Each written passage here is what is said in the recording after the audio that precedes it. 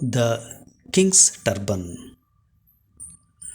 Shivkumar, the king of Mandur, was both vain and stupid.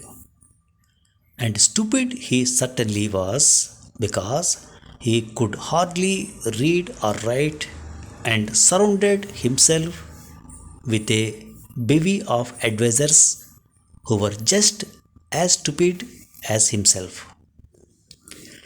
Now, Bhatt was a wandering poet and a very good poet too. But when he entered the king's palace one day, he had no idea that the king loathed poetry and poets likewise. Bhatt wandered into the audience chamber and started to recite some verses he had recently composed. The king, on hearing Bhatt's melodious voice, turned purple with rage and ordered his guards to give the miscreant a good whipping and throw him out of the palace.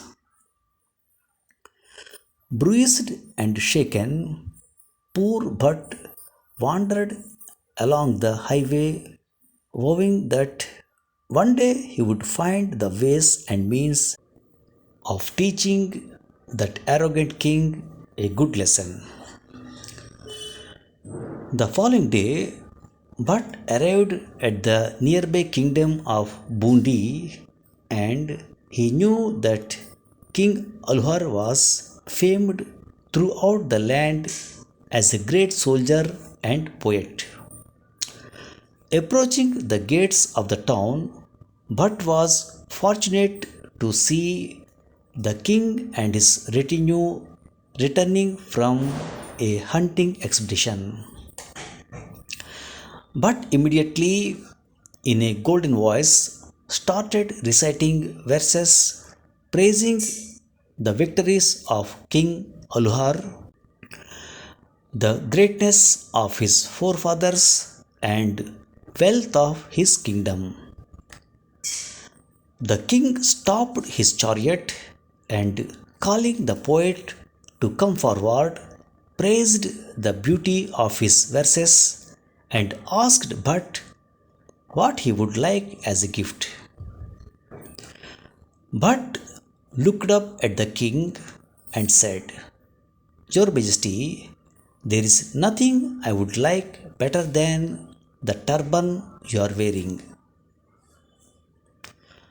"What an odd request," replied the king. "I thought you would ask for gold or a jewel, but instead you ask for my turban, which is of very little value. Why?" "I shall wear your royal turban as a king's gift to poetry," said Bhatt, "and wherever I go, your fame as a king and friend of poets will spread." "For those kind words, you shall have my turban." And the king took off his turban and gave it to the poet. Everyone at Bundi forgot the poet and his unusual request. But one day he arrived at the court in a sorry condition.